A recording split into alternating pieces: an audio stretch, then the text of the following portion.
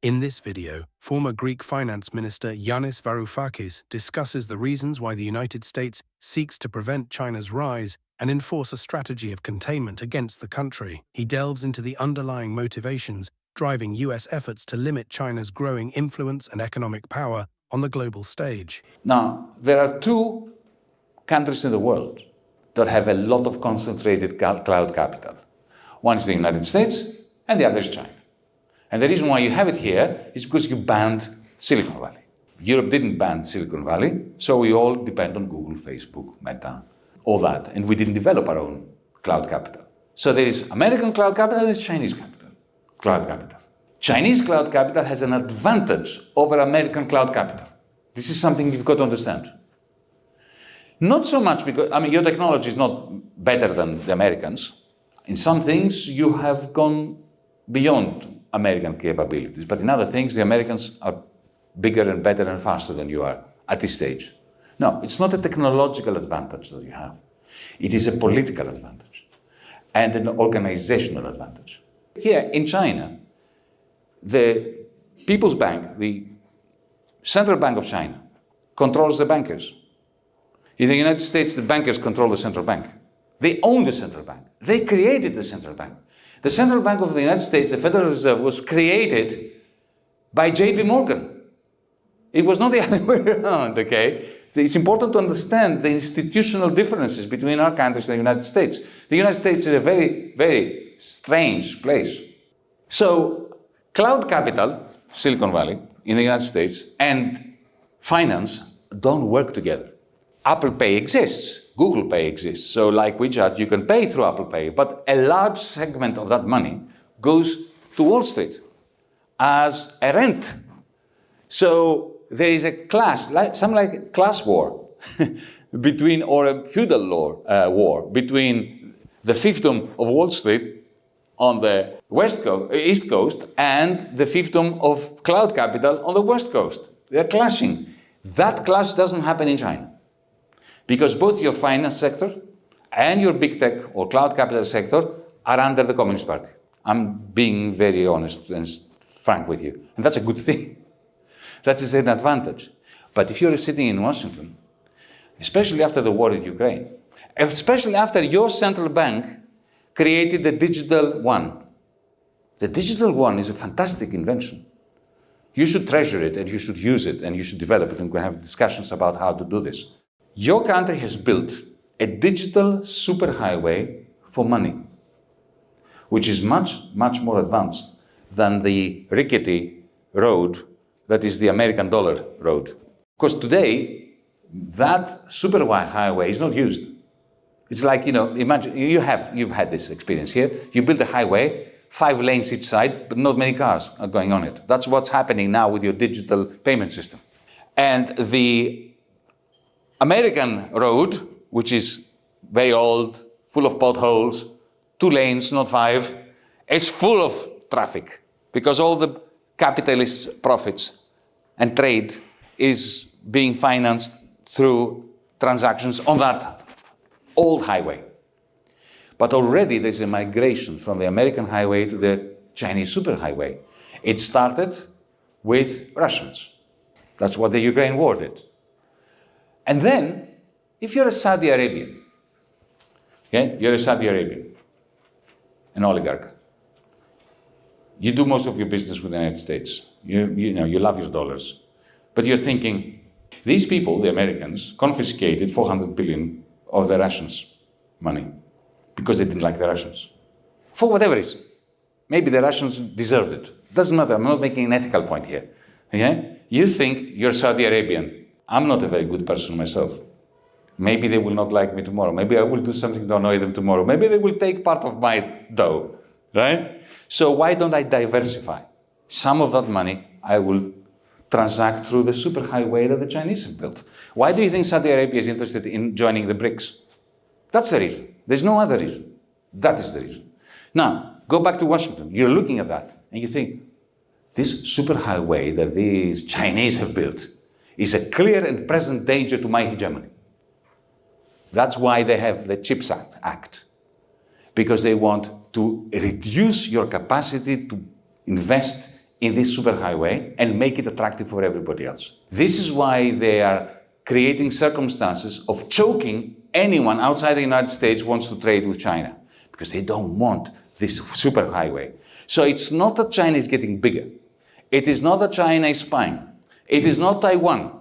It is that China has built a digital cloud capital-based superhighway for payments, which is a clear and present danger to the monopoly of the dollar payment system, which is the only reason why the United States is hegemonic.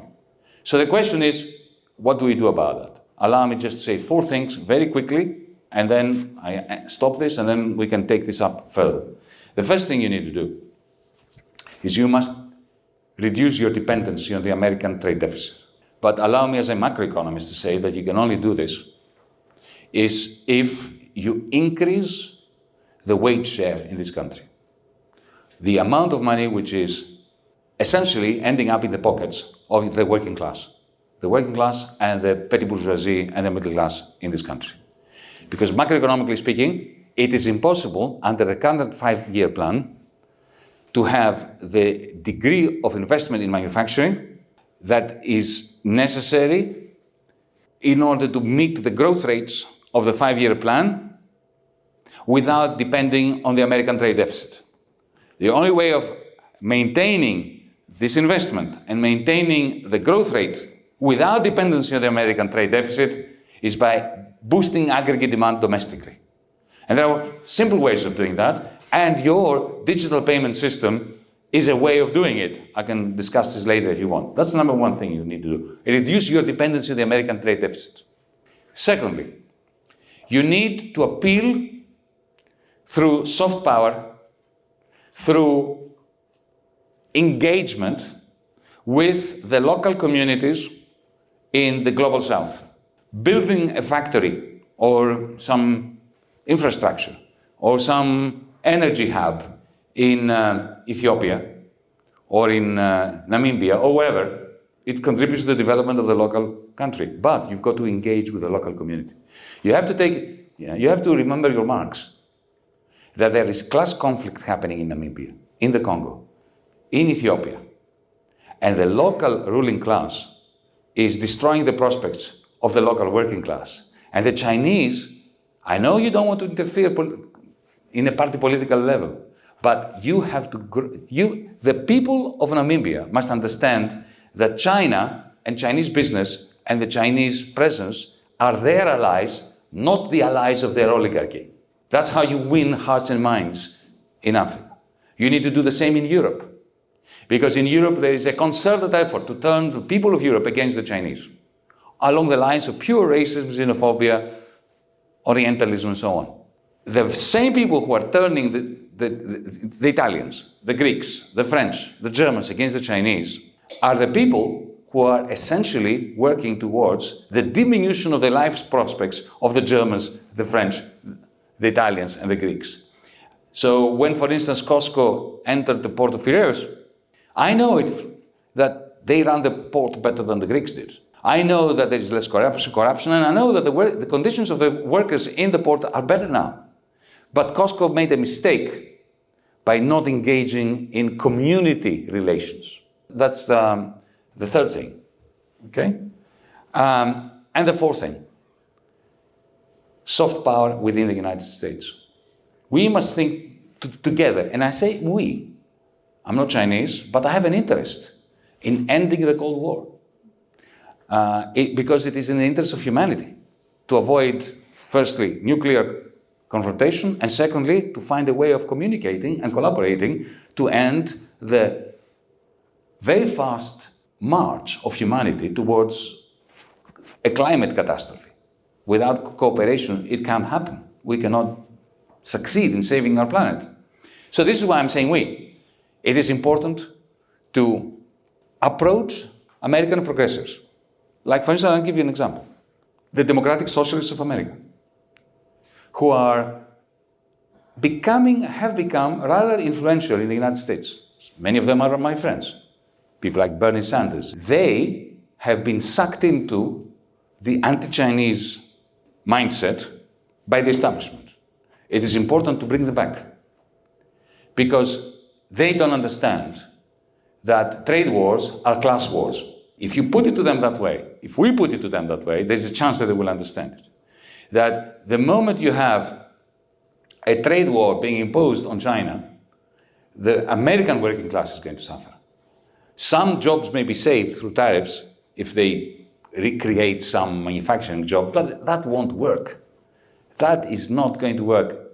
It is not a situation where you stop a few BYD cars from coming to the United States and suddenly there will be more manufacturing jobs in Ohio. That is idiocy. But we need to convince the progressives in the United States that their interests are in de-escalating the new Cold War between the United States and China. Thank you.